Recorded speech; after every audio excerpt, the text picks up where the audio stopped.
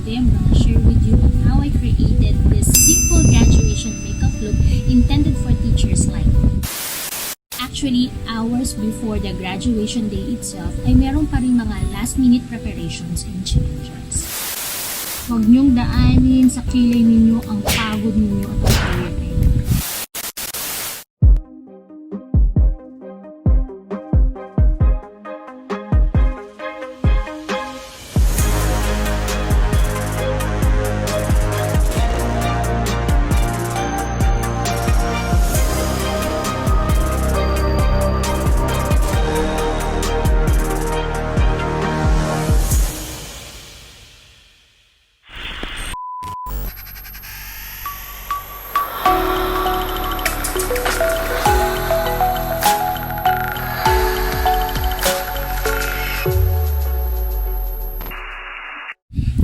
Welcome back to my channel. This is Momshie Sophie, and for today I'm gonna share with you on how I created this simple graduation makeup look intended for teachers like me. But before anything else, please don't forget to subscribe to my channel by clicking the subscribe button and the notification bell next to it in order for you to be updated with my next vlog. So let's start. Teachers, before you put any makeup on your face, make sure that your face is well prepped. So wash your face with facial wash or facial soap. Then to ensure that there's no excess dirt on your face, apply facial cleanser or facial toner to rehydrate your face or bring back the pH level of your face. Then, moisturize your face with any moisturizer or soothing gel lotion. Then finally, spray on some face mist.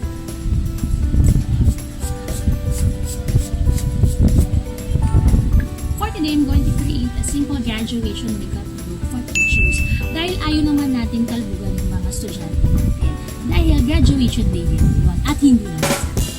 That's why in this makeup tutorial, I'll make sure na simple lang talaga yung makeup look na gagawin ko para sa inyo mga teachers. Since simple makeup look lang naman din ang i-achieve natin ngayon, instead of applying foundation, gagamit tayo ng BB cream para merong added skincare benefits.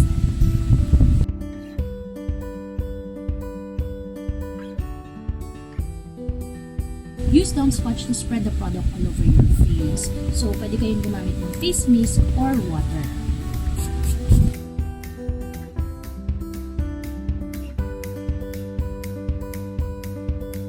So, to conceal yung dark spots, yung red spots, or yung mga pimples on your face, lalong-lalo na yung inyong eye bags dahil sa kakapuyat ninyo. Apply concealer. Make sure dun lang sa mga target areas yung sila yung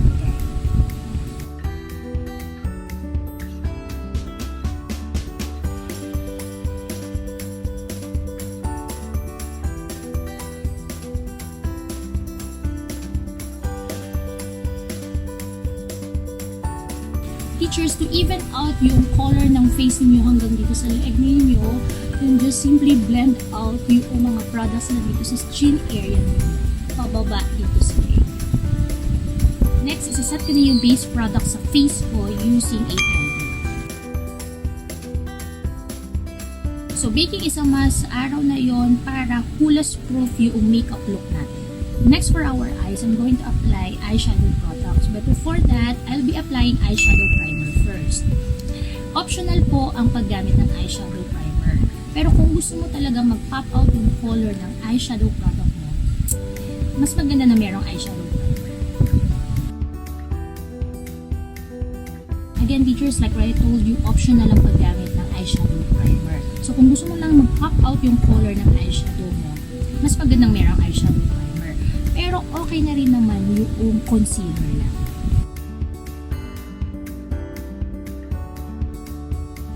So since meron akong eye makeup base, so this time I'm going to add colors to my eyes using eyeshadow. Teachers, remember that the best eyeshadow color for our eyes are the neutral colors. So dahil simple look na lang yung gagamitin natin, so we're going to use neutral colors. First, apply the lightest shade all over your lids.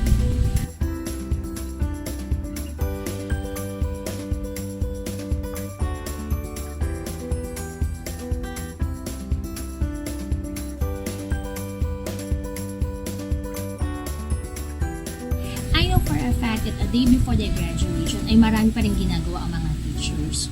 Actually, hours before the graduation day itself ay meron pa rin mga last-minute preparations and changes. As a result, umaattend ang mga teachers sa graduation ng mukhang haggard at stress dahil sa pagod at pagod. That's why I'll be creating a very simple eye makeup look for today. Since I've already applied the lightest shade onto my eyes, so gamit tayo itong brown shade. Then I'll apply this onto my crease. So outer to inward, mga teachers.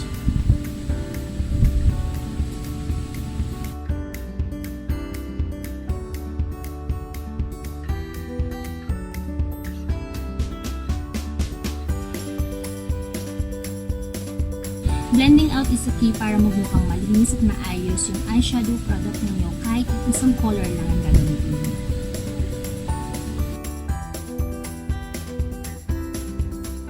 Using an eyeshadow pencil, apply the same shade dito sa lower lashes niyo.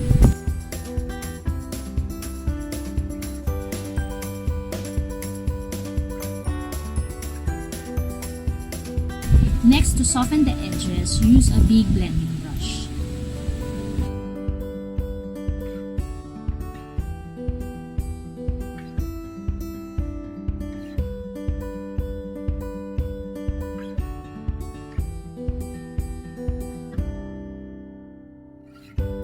Teachers, huwag niyo masyadong i-ordo yung pagdodrawing ninyo ng kilay ninyo, ha?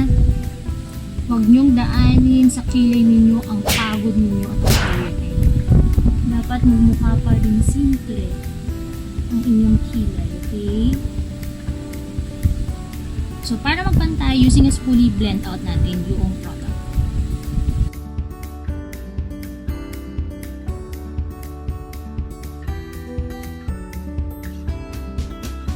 Para fix yung eyebrows natin, apply eyebrow mascara.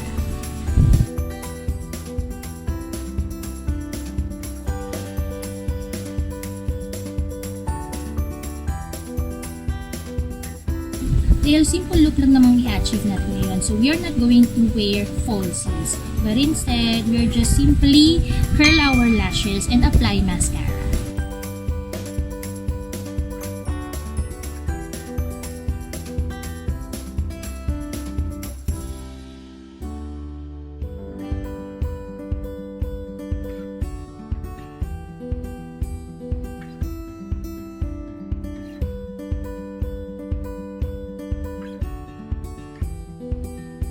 Next, whip off na natin yung binake natin kanina.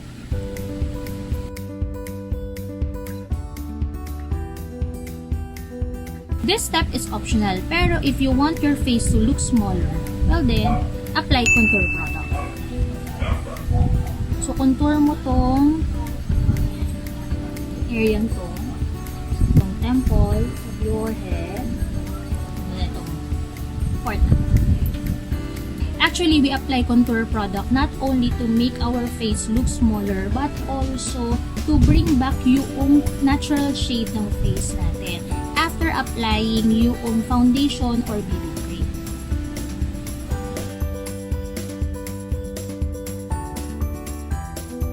Then, contour din natin yung nose natin.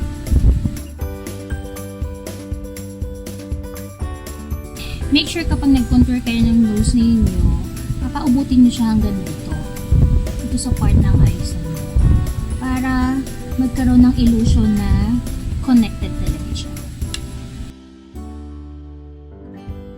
Kamusta naman yung aking pimple? Hindi talaga siya maitago. Pasensya na po. Pasensya na po kung hindi ko maitago yung aking pimple, ha? Now I'm done contouring my face. I-moisturize ko muna yung lips ko using lip balm.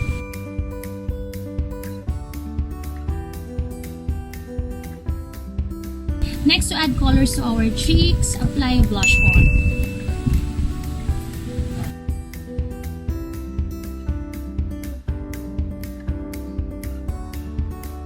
Teachers, i-blend out lang ng maayos yung blush on para hindi mo mukhang para tayong sapak or parang mukhang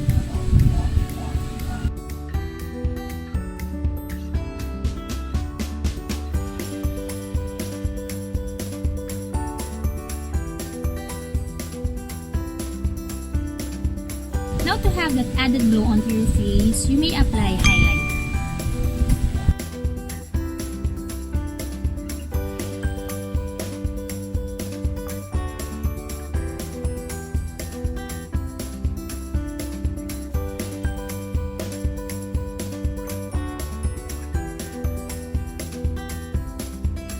Then blend out everything with a powder.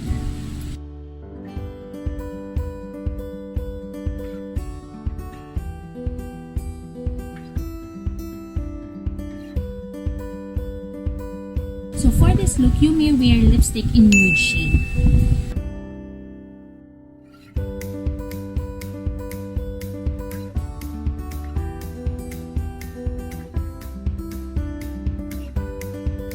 To set our makeup, spray on some face mist.